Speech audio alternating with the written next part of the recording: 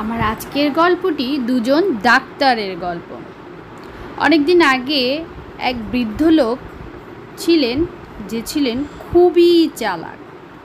তিনি একবার খুবই অসুস্থ হয়ে পড়লেন এবং একজন ডাক্তারকে ডেকে পাঠালেন তার চিকিৎসা করার জন্য।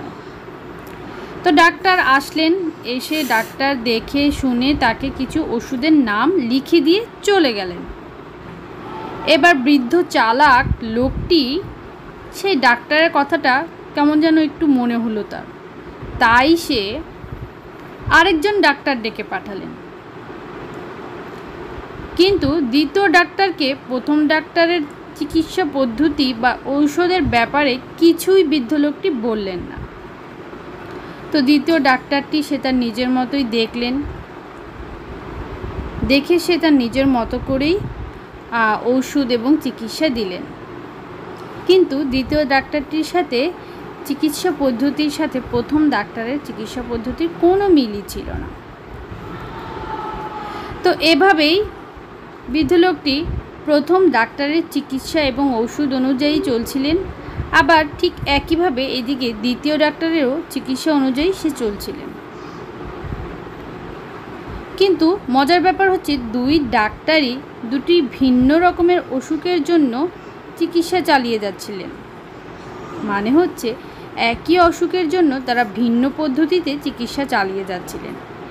কারো চিকিৎসার সাথে কারো চিকিৎসার কোনো মিল ছিল না। তো এভাবেই কয়েক সপ্তাহ চিকিৎসা চালানোর পর একদিন চালাক বৃদ্ধ লোকটি গভীর ঘুমে অচেতন ছিল। ঠিক সেই সময় হঠাৎই দুইজন ডাক্তার একসঙ্গে এসে হাজির হয়ে গেলেন। একজন ডাক্তার আরেকজন ডাক্তারকে দেখে বুঝতেই পারলেন না সে কেন এখানে এসেছে। এই রোগী তো তার চিকিৎসা নিচ্ছে। তখন তারা দুজনের মধ্যে কথা বলে বুঝতে পারলেন এবং জানতে পারলেন যে বৃদ্ধ ভদ্রলোকটি আসলে এতদিন ধরে দুজনেরই চিকিৎসা সেবা গ্রহণ করেছে। তখন তারা উভয়ই ঝগড়ায় জড়িয়ে পড়লেন। এক সময় তাদের ঝগড়া এবং হইচইয়ের শব্দে বৃদ্ধ লোকটির ঘুম ভেঙে গেল। তখন বৃদ্ধ লোকটি হকচকিত হয়ে গেলেন একসাথেই দুইজনকে দেখে। তখন সে দুই ডাক্তারের উদ্দেশ্য করেই বললেন,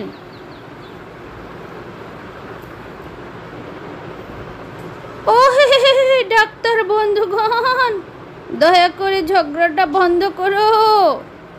আমি এই কয়েকদিন কোনো ওষুধ খাইনি, আর ওষুধ না খেয়েই আমি সুস্থ আছি।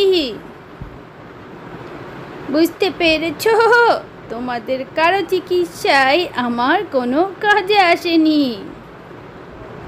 এই কথা শুনে দুই ডাক্তারই একটু লজ্জাবোধ করল এবং তারা লজ্জিত হয়ে রুম থেকে বের হয়ে চলে আসলো। আর সেই বৃদ্ধ লোকটি তার সুস্থতা উপভোগ করতে লাগলো। কি বুঝলে বন্ধুরা?